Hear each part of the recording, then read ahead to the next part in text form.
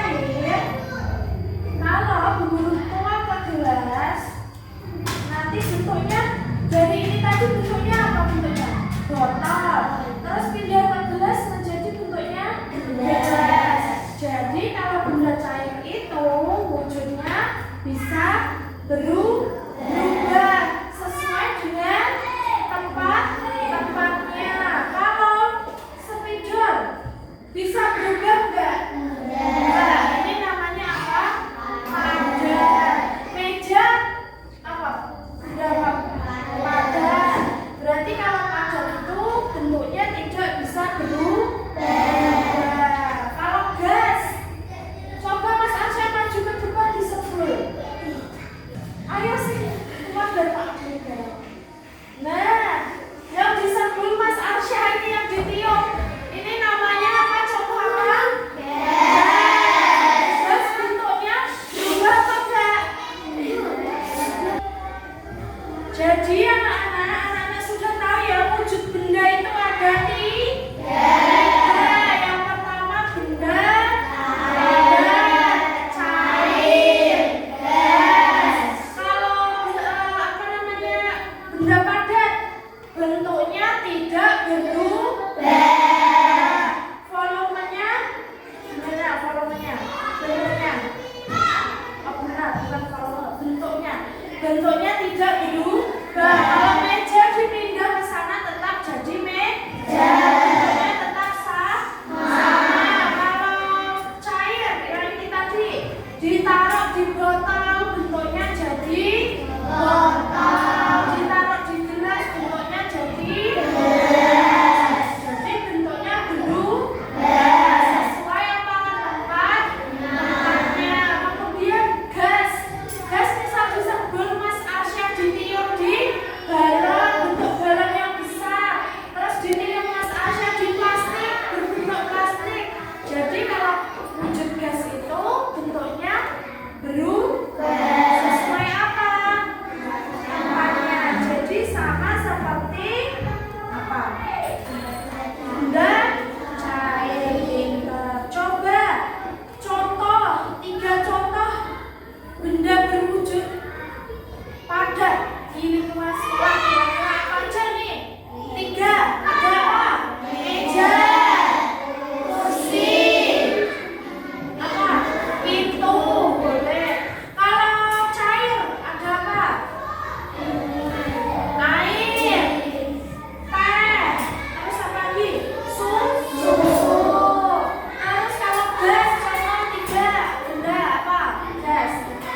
Udah asap. Kalau sakit obong-obong itu nanti muncul asap, itu namanya gas. Terus apa lagi? Uap air. Kalau kamu masak air itu biasanya nanti kayak ada uapnya itu loh. Itu namanya contoh bentuk benda apa namanya? Gas yang berwujud ya. Contoh peristiwa di lingkungan sekolah yang menggambarkan sifat benda padat bentuknya tetap apa? Contohnya ini namanya apa? Spidol. Spidol diletakkan di atas meja atau di dalam tempat pensil, bentuknya tetap sama.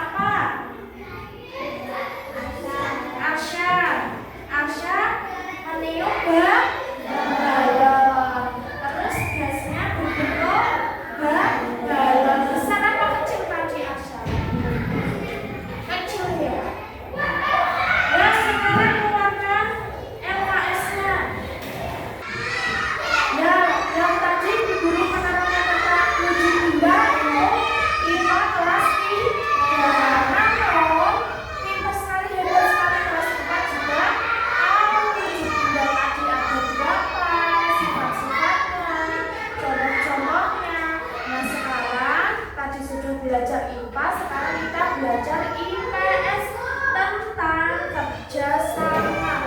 Apa sih kerjasama itu, anak-anak? Coba ada yang tahu apa itu kerjasama? Apa Mas Wisnu? Apa? Ayo, kerjasama itu. Kerjasama apa, Mbak Nabila? Kerjasama itu kegiatan yang dilakukan dua orang atau lebih untuk mencapai tujuan bersama. Nah, coba 3 ruang lingkup kerjasama biasanya dilakukan di mana aja kira-kira? Di rumah, di sekolah, di masyarakat. Iya, betul sekali. Coba contoh kerjasama di sekolah apa aja? Belajar kelompok, karena kita bekerja sama dalam menyelesaikan apa? Misalnya soal-soal dari bapak atau ibu guru PR dikerjakan bersama-sama. Nah, itu merupakan contoh kerja sama. Terus apalagi piket kelas itu juga dilakukan bersama-sama, tidak sendiri. Ya, kalau piket kelas dilakukan sendirian itu nanti cepat selesai tidak? Tidak. Jadi kalau kita bekerja sama nanti cepat selesai. Terus kalau lomba itu, kalau ada kegiatan di sekolah, misalnya lomba tarik tambang, nah itu dilakukan sendiri apa bersama? Bersama, kerjasama. Sekarang 3 manfaat kerjasama di sekolah apa manfaatnya tadi? Sudah memberi sebutkan tadi manfaatnya. Cepat selesai, pekerjaan menjadi ringan. Terus apa lagi? Mempererat persaudaraan. Jadi kalau kita melakukannya dengan kerjasama, nanti pekerjaan cepat selesai, menjaga persatuan dan kesatuan, terus mempererat persaudaraan. Jadi enaklah kalau kita itu melakukannya dengan kerja sama. Terus 5 kegiatan yang dilarang melakukan kerjasama di sekolah apa? Yang nggak boleh dilakukan. Menjadi teman itu nggak boleh. Terus apa? Mencuri, terus ngakali temennya itu tidak boleh. Jadi kita kalau kerjasama itu harus saling apa?